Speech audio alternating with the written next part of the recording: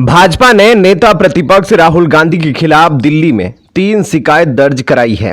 पंजाबी बाग, तिलक नगर और parliament street थाने में ये शिकायतें दर्ज कराई गई है। राहुल गांधी के एससी, एसटी और ओबीसी आरक्षण पर दिए बयान के खिलाफ बीजेपी अनुसूचित जाति मोर्चा के अध्यक्ष मोहनलाल सिख प्रकोष्ठ और एसटी प्रकोष्ठ के CL मीना ने यह शिकायत दर्ज कराई है।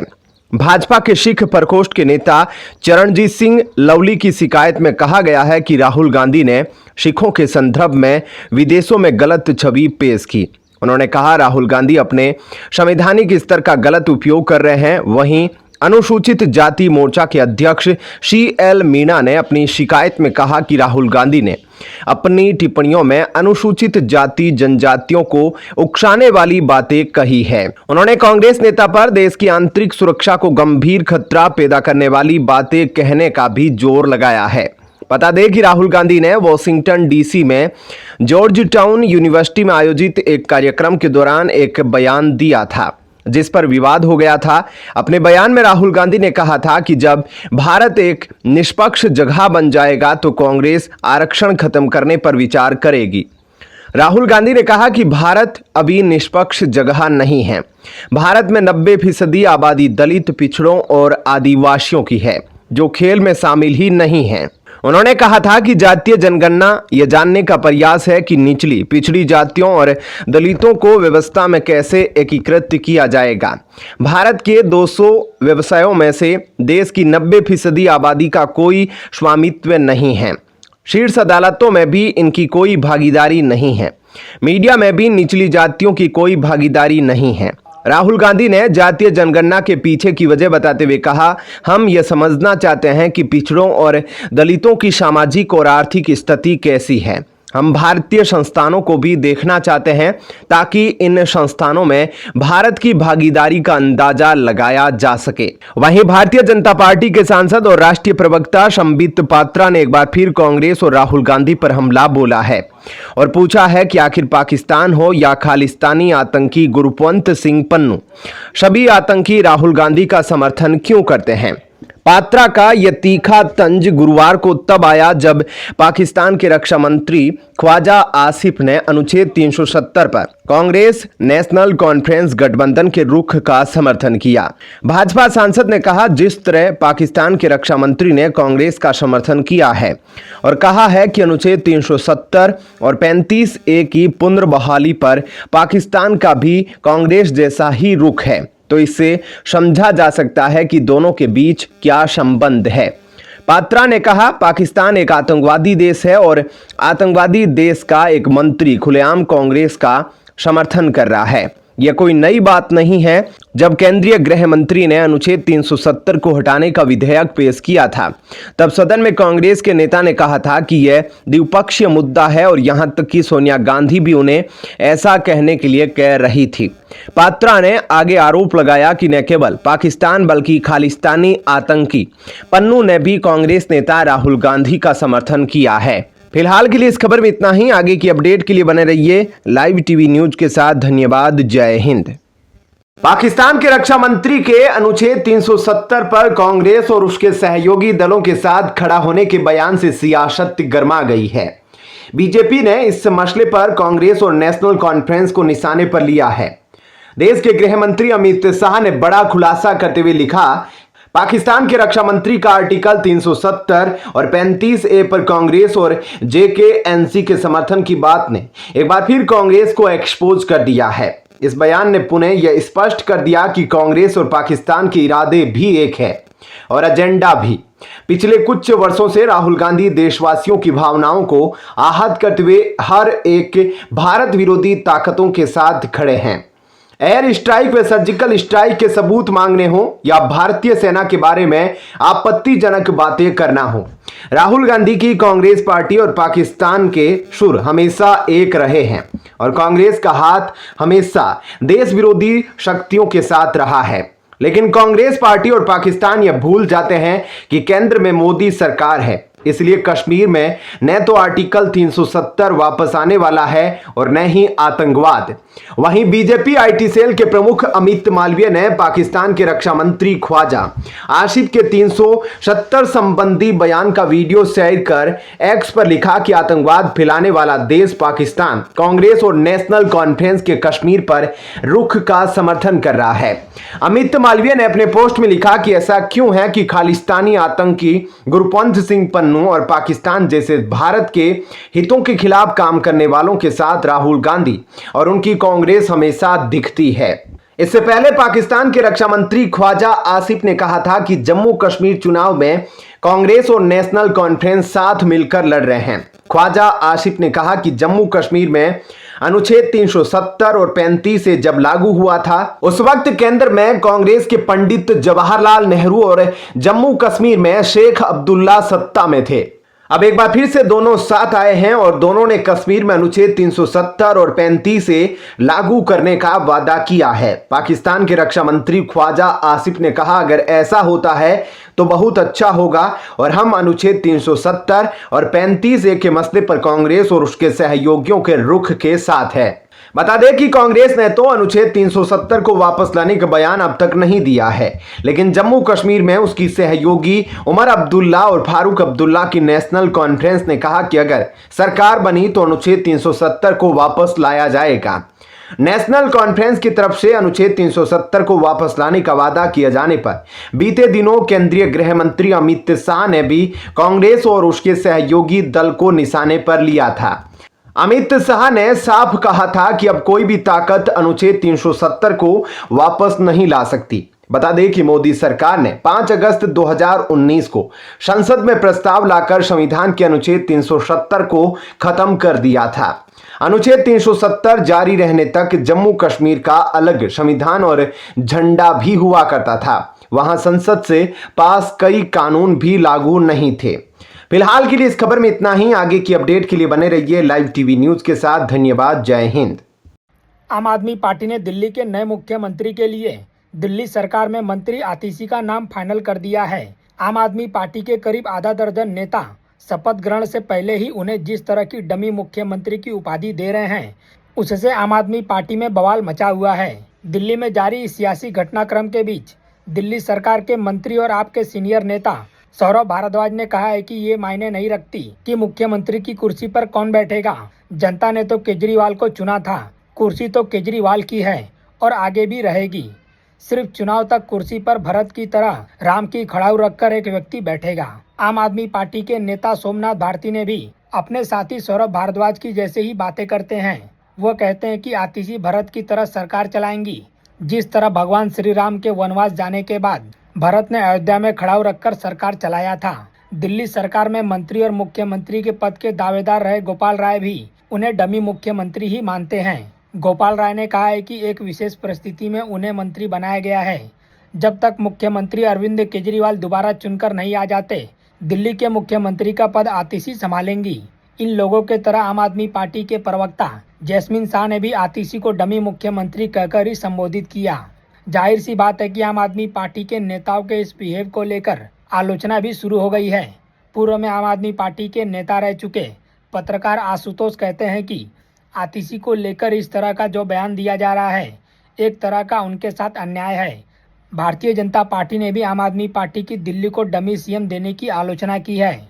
कुछ राजनीतिक विशेषज्ञों का मानना है कि आम आदमी पार्टी के नेताओं के बीच आतिशी को डमी मुख्यमंत्री बनाए जाने की जो होड़ लगी है, वो सोची समझी रणनीति के तहत किया जा रहा है। सबको पता है कि दिल्ली विधानसभा चुनाव में अगर आम आदमी पार्टी जीत भी जाती है तो अरविंद केजरीवाल का मुख्यमंत्री बनना मुश्किल ही है, क्योंकि ईडी और सीबीआई की गिरफ्तारी को कोर्ट ने अभी तक गैर कानूनी नहीं बताया है। कोर्ट के सामने अभी भी दिल्ली के मुख्यमंत्री अरविंद केजरीवाल दिल्ली शराब घोटाले के आरोपियों में से एक हैं। उन्हें कोर्ट की ओर से कोई क्लीन चिट नहीं मिली है, इसलिए अरविंद केजरीवाल फिर से मुख्यमंत्री बनेंगे, इसमें संदेह की स्थिति है। ऐसी दशा में अगर फिर से मुख्यमंत्री पद की तलाश हो रही हो तो दावेदारों की लिस्ट में उनका नाम भी रखा जाएगा जो आतिशी को डमी बता रहे हैं। एक तर्क ये भी दिया जा रहा है कि आम आदमी पार्टी ने आतिशी का नाम नए मुख्यमंत्री के रूप में फाइनल तो कर दिया है, पर डर सबको लगता है गला सबका सूखता है की तर्ज पर उनके बागी होने का डर अरविंद केजरीवाल को भी लग रहा होगा।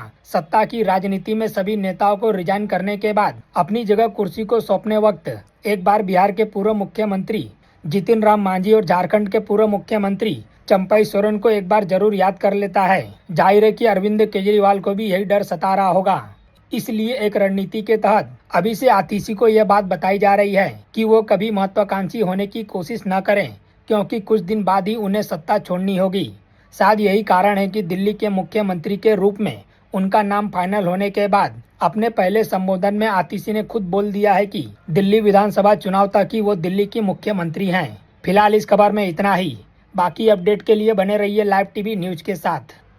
दिल्ली के मुख्यमंत्री अरविंद केजरीवाल के 17 सितंबर को सीएम पद से इस्तीफा देने के बाद आम आदमी पार्टी ने उनके लिए रोते बिलखते सरकारी आवास की मांग उठाई है।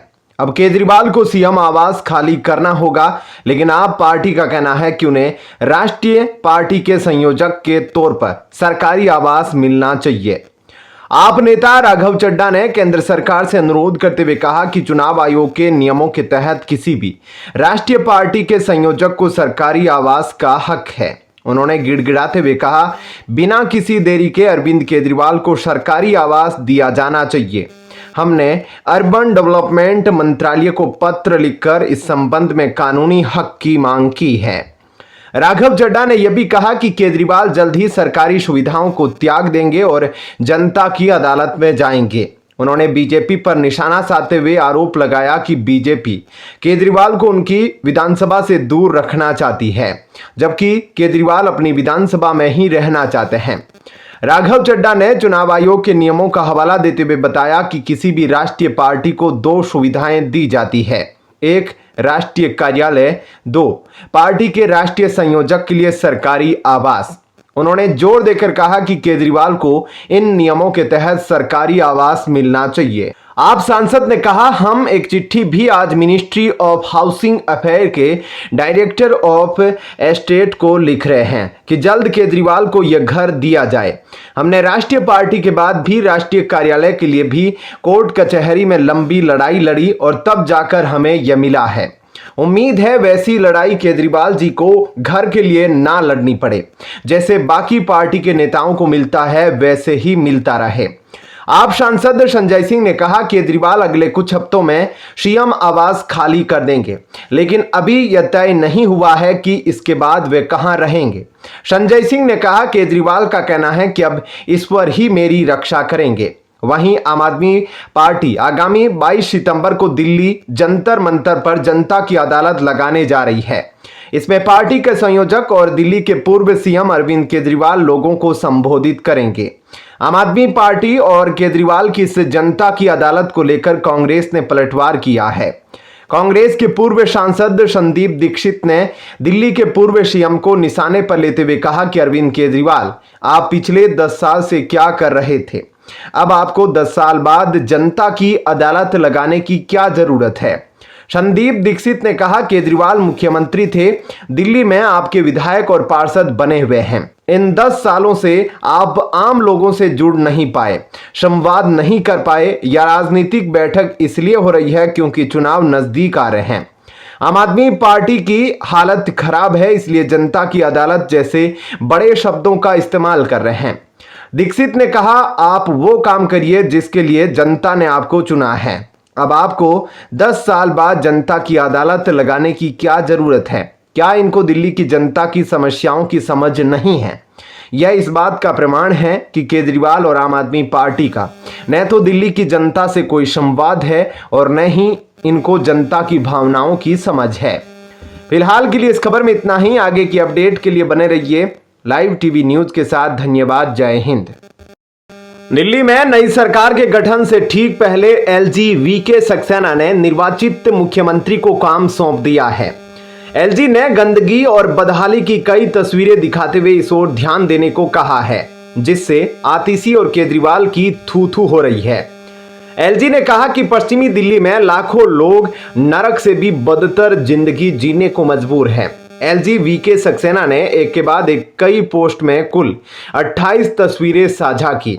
एलजी ने कहा, सरकार की उपेक्षा और संबंधित प्रशासनिक जड़ता के कारण पश्चिमी दिल्ली के लाखों लोग नरक से भी बदतर जिंदगी जीने को मजबूर है। 2-2 फुट के गड्ढों और शीवर की पानी में डूबी विलुप्त सड़कें, वर्षों से सफाई न होने से गाद भरे उफनते नाले, शीवर मिला घुटनों भरा बदबूदार पानी, सड़ते कूड़े, बेक फ्लो मारती शीवर लाइन, जहरीले कीड़े और मच्छरों के बीच उद्गार और रोष व्यक्त करते सैकड़ों बेबस लोग। उन्होंने एक अन्य पोस्ट में कहा, यहीं देखने को मिला कल शाम मुंडका, नांगलोई, रानीखेड़ा, रनहोला, कराला और कंझावला और रोहतक रोड के निरीक्षण के दौरान पीडब्ल्यूडी, एमसीडी, आईएंडएफसी, डीजेबी और डीएसआईआईडीसी जैसे ट्रांसफर्ड सब्जेक्ट्स की विफलता अक्षम्य है। एलजी ने कहा कि आमतौर पर यह उपेक्षित इलाके और इनके लोग पिछले कई सालों से सोशल मीडिया पर अपना कष्ट और रोष उजागर कर रहे हैं। क्षेत्र के निवासियों, नागरिक संगठनों, सांसद और पार्षद के लगातार अनुरोध के बाद कल संबंधित विभागों के अधिकारियों के साथ निरीक्षण के बाद तुरंत राहत उपलब्ध कराने को कहा। एलजी ने कहा, कल रात से ही निदानात्मक काम चालू है। निवासियों की सुविधा हेतु अधिकारियों के फोन नंबर सहित चार्ट संलग्न हैं। मैंने पहले भी कई बार खासकर संगम विहार, कलंदर कॉलोनी, किराड़ी और बुराड़ी के भ्रमण के बाद माननीय मुख्यमंत्री का ध्यान लोगों की बदतर स्थिति और उसके निदान की ओर आकर्षित किया था। मैं फिर से माननीय मुख्यमंत्री और मुख्यमंत्री डेजिग्नेट का ध्यान इस तरफ आकर्षित करते हुए अनुरोध करता हूं कि वह इस पर तत्काल ध्यान दे। वहीं दिल्ली की नई मुख्यमंत्री आतिशी शनिवार को अपने मंत्रिमंडल के साथ शपथ लेने जा रही है। यह ऐसा समय है जब दिल्ली विधानसभा चुनाव को मात्र 5 माह शेष है और सरकार को ठीक से काम करने के लिए केवल 4 माह ही है। ऐसे में यह कयास लगाए जाने लगे हैं कि आतिशी की प्राथमिकताएं क्या होगी। इस पर आम आदमी पार्टी के सूत्रों ने साफ किया है कि महिला सम्मान योजना लागू करना आतिशी की प्राथमिकता होगी। दिल्ली सरकार ने इस योजना के लिए बजट में 2000 करोड़ की राशि प्रस्तावित की है। यह योजना महिला बाल विकास विभाग की है। विभाग इस योजना को लागू करने के लिए तैयारी कर रहा है। विभाग के मंत्री कैलाश गहलोत ने कुछ समय पहले इस योजना का फ्रेमवर्क पूरा करने के लिए कहा था, जिसमें उन्होंने दूसरे राज्यों में चल रही इस तरह की योजना का अध्ययन करने के लिए कहा था। सूत्रों की माने तो विभाग के अधिकारियों ने यह कार्य पूरा कर लिया है और अपनी जानकारी मंत्री को सौंप दी है, जिसके तहत योजना में लागू करने के लिए कोई अड़चन अभी नजर नहीं आ रही है। दिल्ली सरकार के बजट 2024-25 में इस योजना की घोषणा हुई थी। इसके अंतर्गत महिलाओं को प्रति माह 1000 रुपए सम्मान राशि दी जाएगी, जिससे वे अपना खर्चा उठा पाएगी। इस योजना में किसी तरह की पेंशन पाने वाली और सरकारी नौकरी वाली महिलाएं शामिल नहीं हो सकेगी। फिलहाल के लिए इस खबर में इतना ही। आगे की अपडेट के लिए बने रहिए लाइव टीवी न्यूज़ के साथ। धन्यवाद। जय हिंद।